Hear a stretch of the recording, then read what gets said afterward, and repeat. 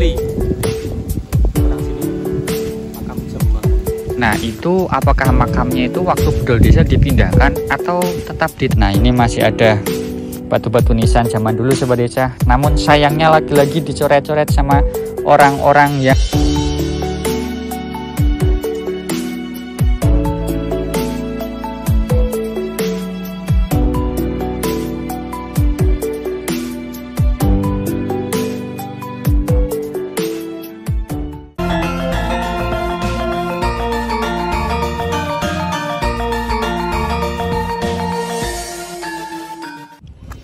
Assalamualaikum warahmatullahi wabarakatuh. Halo sobat desa dimanapun berada, semoga selalu dalam keadaan sehat, panjang umur, dimurahkan rezekinya, amin. Saya sekarang sedang berdiri di sebuah titik, yang mana titik ini adalah makam kuno sebelum Waduk Sermo ini dibangun sobat desa. Jadi ketika musim kemarau airnya agak surut, muncullah batu-batu nisan dan beberapa sisa-sisa pondasi warga desa zaman dulu sebelum ditenggelamkan menjadi Waduk Sermo ini. Kali ini kami akan mengajak sobat desa untuk mencari cerita dari desa-desa yang ditenggelamkan untuk pembangunan Waduk Sermo di Kabupaten Kulon Progo, Provinsi Daerah Istimewa Yogyakarta. Sebelum lanjut, jangan lupa like video ini, di-share dan juga klik tombol subscribe-nya ya sobat desa, dan tak lupa nih aktifkan loncengnya biar sobat desa tidak ketinggalan update baru dari Habib dan Zahwa. Kita mulai videonya dari perjalanan. Kita mulai perjalanan kita hari ini dari Kota Wates. Bagi sobat desa yang belum tahu Kota Wates itu di mana, Kota Wates adalah ibu kota Kabupaten Kulon Progo, Provinsi Daerah Istimewa Yogyakarta. Dan kalau sobat desa belum pernah ke Jogja, sekarang Bandara Internasionalnya Yogyakarta itu ada di Kulon Progo ini sobat desa. Jadi hari ini kami akan mengajak sobat desa menuju ke sebuah waduk ya. Kita beberapa episode ini memang temanya tentang desa-desa yang tenggelam maupun akan ditenggelamkan karena pembangunan waduk. Sekarang kita di Kulon Progo, berarti kalau di Kulon Progo itu ada satu waduk yang cukup terkenal. Namanya adalah Waduk Sermo yang didirikan pada tahun 1996. Tepat ketika saya lahir tuh. Saya lahir juga tahun 96. Nah, hari ini jalanan cukup sepi karena hari ini sudah sore sekitar jam 3, setengah 4 sore ya sobat desa. Jadi aktivitas sudah mulai lengang. Selanjutnya kita akan mulai bergerak menuju ke arah Waduk Sermo. Dari Kota Wates ini kita ambil ke kiri sobat desa. Kalau sobat desa mau ke sini gampang banget jalannya karena udah banyak papan nama. Jadi lebih memudahkan orang luar kota untuk menuju ke Waduk Sermo. Kalau begitu kita lanjutkan perjalanannya dulu. Tetap di Cerita Desa Indonesia karena ada Habib dan Zahwa yang akan selalu mengajak sobat desa untuk berkeliling ke desa-desa indah, unik dan cantik yang ada di Indonesia. Satu desa, sejuta cerita. Lanjut.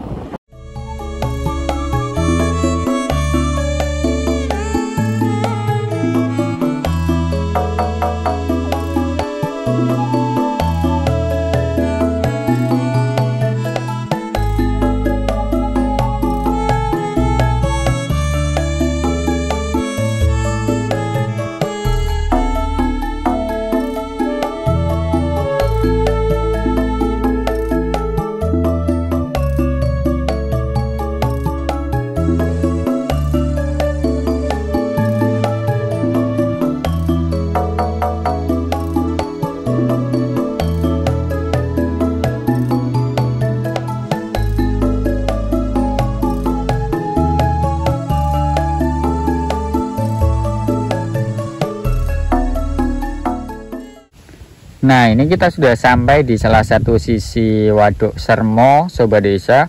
Kita bisa lihat bahwa debit airnya ini benar-benar berkurang sangat banyak sekali, sehingga membuat beberapa dasar waduk ini muncul lagi ke permukaan tuh, kayak yang itu tuh. Itu biasanya terendam air, tapi sekarang bisa nampak ke permukaan. Sekarang kondisi cuacanya lagi mendung nih Sobat Desa tuh. Meskipun sekarang ini baru sekitar jam 4 sore, tapi karena mendungnya ini sangat tebal, jadi kondisi cahayanya juga agak remang-remang. Oke, kalau begitu kita lanjutkan untuk mencari warga ya. Barangkali ada cerita unik sekaligus saksi sejarah tentang peristiwa bedol desa untuk membangun waduk Sermo ini. Tetap di Cerita Desa Indonesia.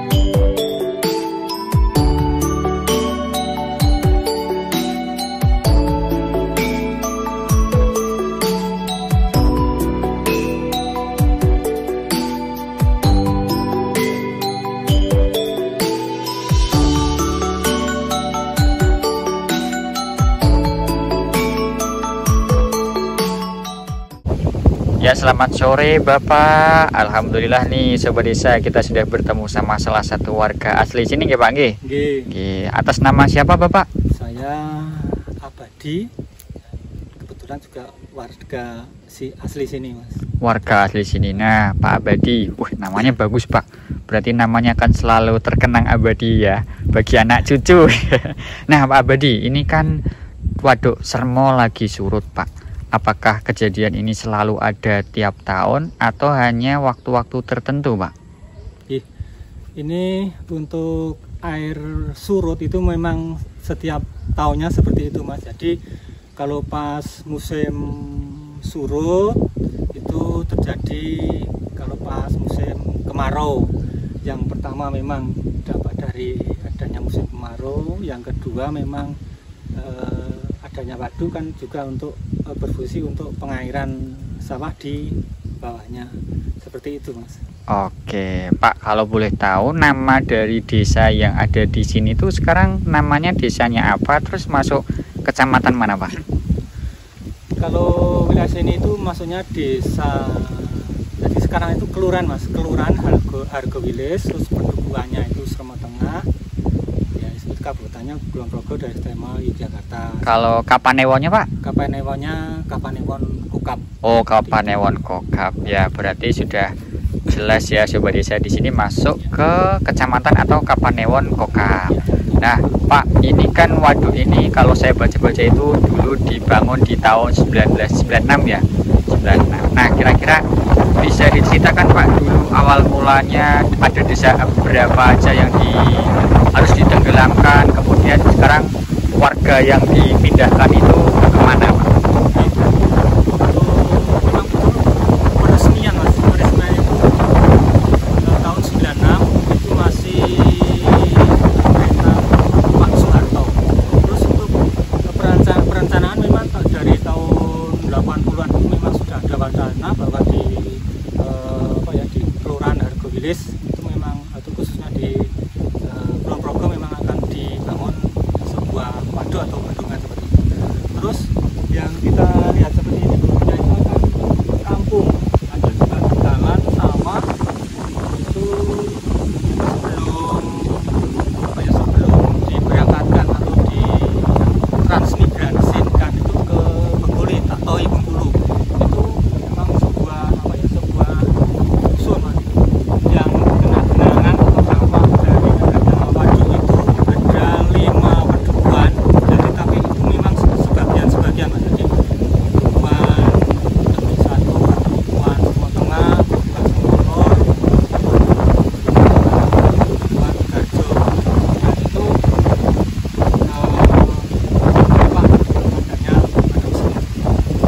berarti warga yang terdampak ditransmigrasikan ke Sumatera, khususnya di Bengkulu ya Pak ya? Ke dulunya itu Bedol Desa, itu di Taktoi, Bengkulu.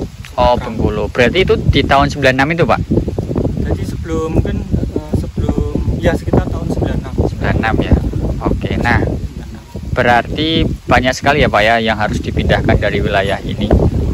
Nah terus saya itu dengar-dengar di belakang Bapak itu katanya itu makam kuno Pak. Nah itu gimana ceritanya Pak? Kok masih ada makam di sini?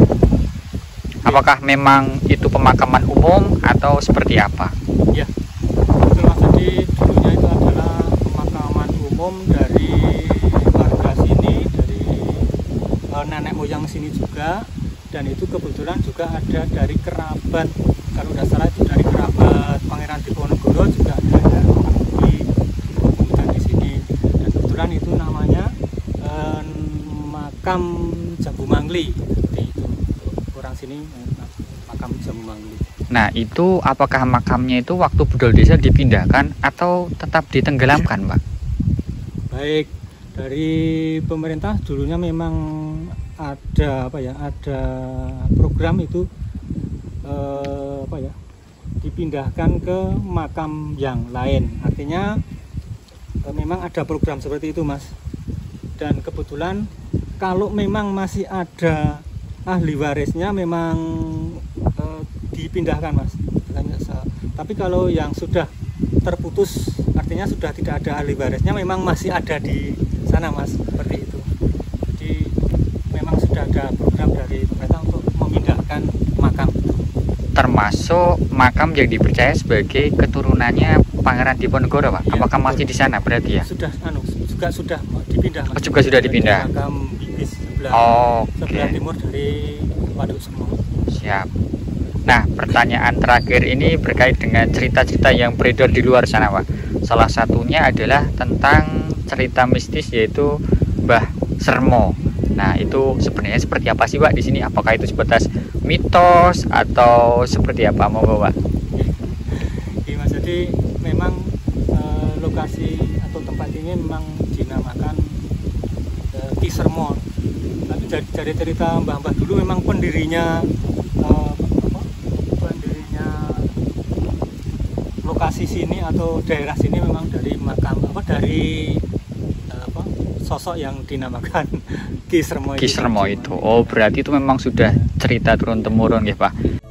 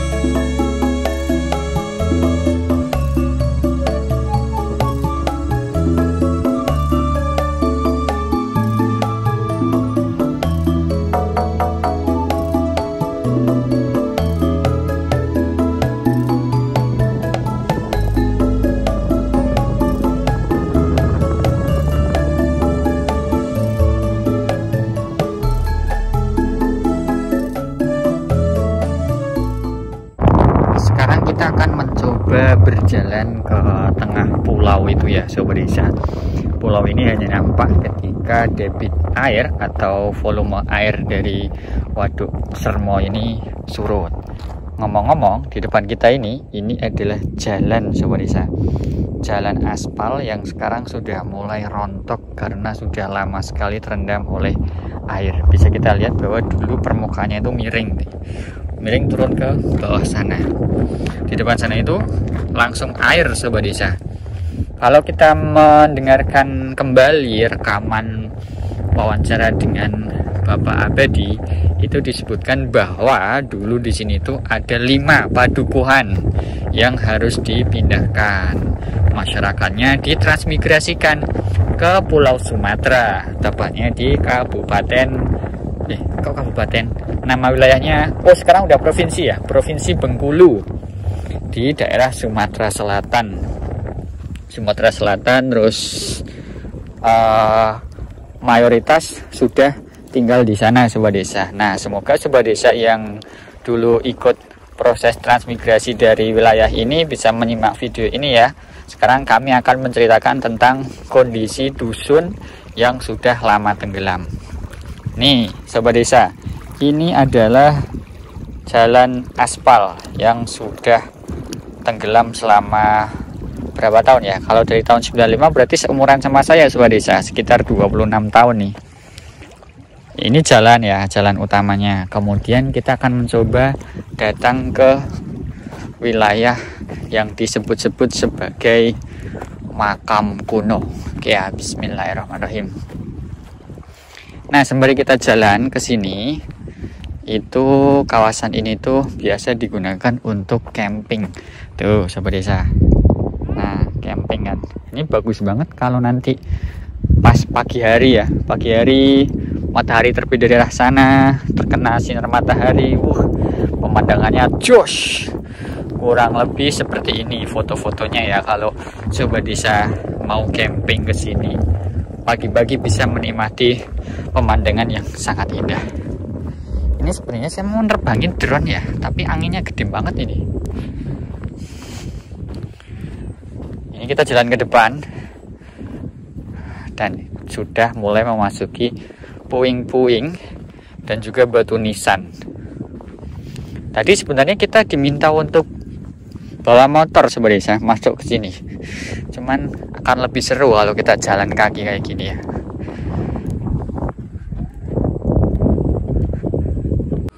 Sekarang kita sudah sampai di salah satu titik yang disebutkan oleh Bapak Abadi sebagai salah satu lokasi pemakaman atau kuburan kuno. Nih Sobat Desa, di sini banyak banget batu-batu nisan kuno yang masih tergeletak di sini ya.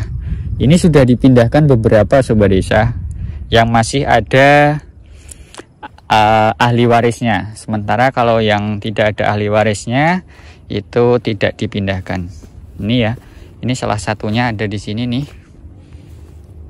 Kalau saya baca-baca itu, kalau di sini waktu terendam gitu ya, terendam di tengah-tengah sini akan ada pelampung warna merah, menandakan kalau di sini itu lokasi bekas makam kunonya. Nah, ini masih ada batu-batu nisan zaman dulu Sobat Desa. Namun sayangnya lagi-lagi dicoret-coret sama orang-orang yang tidak bertanggung jawab dengan tulisan-tulisan semacam ini ya nih. Vandalisme yang ini sangat merugikan ya. Ini ada sisa bangunan sudah berusia puluhan tahun ya, tapi masih bisa nampak berdiri dengan kokoh. Kemudian kita coba ke arah sini ya Sobat Desa. Ini ada tenda atau apa ini ya? Oh ya, ini mungkin milik warga. Nah, ini juga ada lagi Sobat Desa bekas bangunan. Kita nggak tahu ini dulu bangunan apa. Kemudian kalau kita turun ke sini, lanjut ke sebuah bongkahan batu besar nih. Assalamualaikum. Nah, kalau lurus ke sana itu sudah ke bangunan bangunan bendungannya Sobat Desa yang membendung kawasan ini, sehingga terjadilah waduk Sermo ini Sobat Desa. Tuh, ada warga yang lagi menjala ikan tuh. Bisa kita lihat ya bahwa waduk Sermo ini sekarang sudah menjadi ladang mata pencaharian bagi banyak orang. Selain nelayan, di sepanjang pinggir-pinggir sana itu banyak banget yang sering mancing Sobat Desa. Ayo, barangkali Sobat Desa ada yang sering mancing di waduk Sermo? Tuliskan di kolom komentar ya, kira-kira spot mana yang cocok untuk mencari ikan nih. Sobat Desa, sepertinya seru ya ngecamp di sini. Udah lama kita nggak ngecamp, beberapa episode belakangan ini kan kita tidurnya di penginapan-penginapan ya. Nah, kalau Sobat Desa pengen merasakan sensasi cerita desa Indonesia camping di Waduk Sermo ini, mumpung masih musim kemarau, jadi area ini belum terendam air. Yuk silahkan tuliskan kolom komentar dengan kata camping. Nah, nanti kalau banyak yang minta kita untuk camping di sini, kita akan coba untuk agendakan waktu camping di tengah Waduk Sermo ini nih. Tuh. Wih, lanjut ya.